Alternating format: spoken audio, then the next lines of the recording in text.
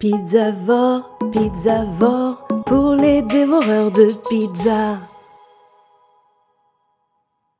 Yo, salut à toi, j'espère que tu vas bien, bienvenue dans cette nouvelle vidéo. Donc aujourd'hui je vais culotter mon plat en fer bleu que j'ai acheté la dernière fois sur Amazon. Donc j'avais acheté deux plats, un qui va me servir pour pouvoir étaler mes pâtes à pizza et l'autre qui va me servir pour faire des focaccia ou de la pizza. Donc celui qui va me servir pour étaler ma pâte à pizza, je ne vais pas y toucher. Par contre l'autre plat en fer bleu qui va me servir à faire de la focaccia, lui je vais le culotter. Alors c'est quoi le culottage? En fait c'est un entretien du plat. Donc c'est tous les plats qui sont en fer bleu, en acier.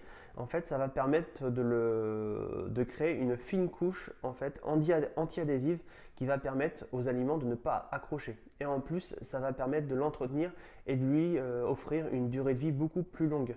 Donc en fait, c'est quoi le culottage? Premièrement, je vais commencer déjà par le nettoyer, le savonner un petit peu, histoire de nettoyer le plat. Je vais le laisser sécher. Et ensuite, je vais mettre une fine couche d'huile. Alors ça peut être de l'huile d'olive, de l'huile de tournesol, peu importe. Donc moi je te conseille l'huile de tournesol, c'est beaucoup moins cher.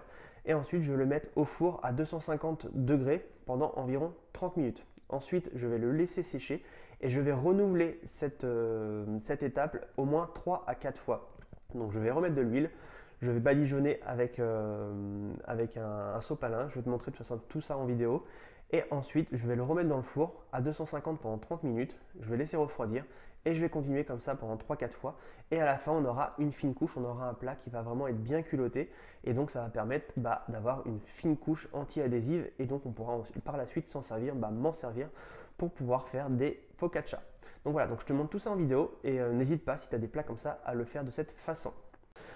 Pour commencer, on va prendre une éponge, de l'eau bien chaude, un peu de liquide vaisselle pour bien savonner le plat et enlever tous les résidus et les graisses de fabrication qui restent encore sur ce plat. Donc bien savonner le devant, bien savonner le derrière. Surtout bien utiliser la partie jaune la plus douce pour savonner le plat et pas la partie verte qui abîmerait forcément tout le plat.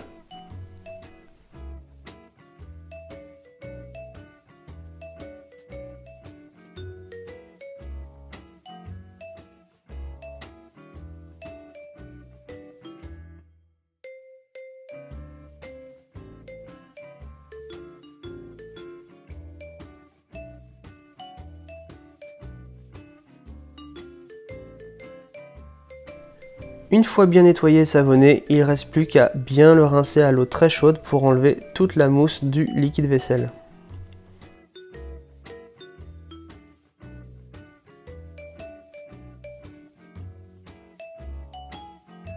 Il ne reste plus qu'à bien sécher le plat avec un torchon bien sec pour pouvoir passer à l'étape suivante.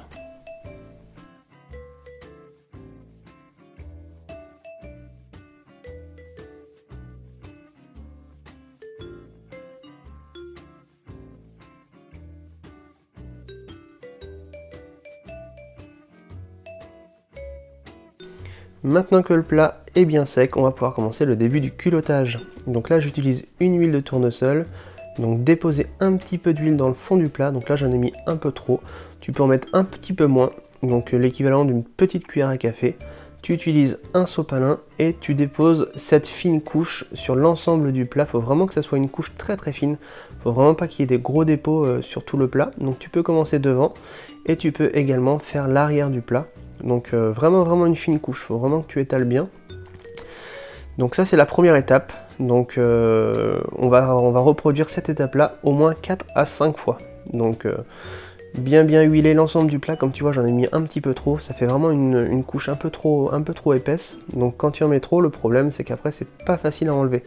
Donc moi je te conseille d'en mettre un petit peu moins, quitte à en remettre un petit peu par la suite, mais vraiment il faut vraiment que ça soit une fine couche pour que ton culottage soit vraiment bien fait.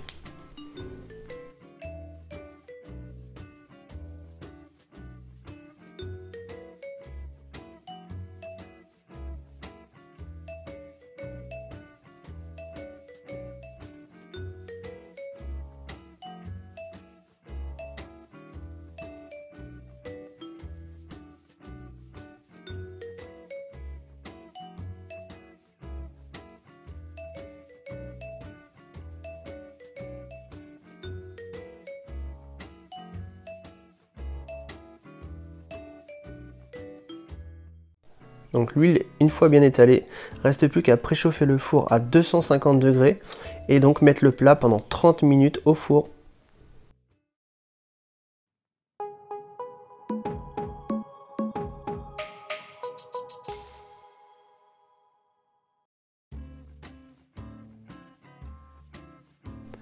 Donc voilà, après 30 minutes dans le four à 250 degrés, donc on obtient un plat avec une huile qui s'est bien intégrée au plat. Donc on a une surface avec un revêtement presque déjà anti-adhésif, bien brillant.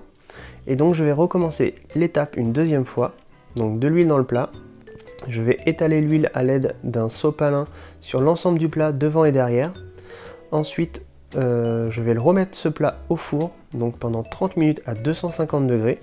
Et donc je vais reproduire cette étape en tout 5 fois. Donc là je suis à ma deuxième fois, donc après il me restera encore 3 fois à reproduire cette étape. De l'huile dans le plat, bien étaler une fine couche, remettre au four, bien laisser refroidir entre temps le plat pour pouvoir refaire l'étape de huiler le plat.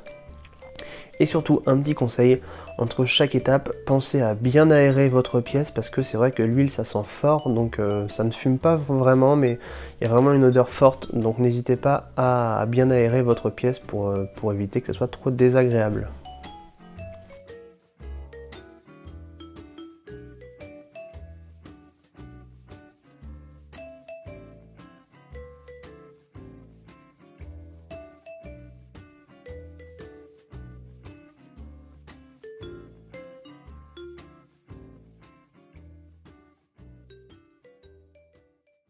Donc voilà, le culottage est terminé. Donc comme tu as pu le voir, c'est assez simple. Donc fais-le si tu as des plats exactement comme moi, en fer bleu ou en acier. Donc c'est important, ça va l'entretenir et en plus tu vas créer un revêtement anti-adhésif grâce à l'huile. Donc c'est très important, sinon tu vas avoir des aliments ou de la pâte qui va coller toujours à ton plat et c'est vraiment pas agréable. Donc fais-le comme je le fais dans la vidéo.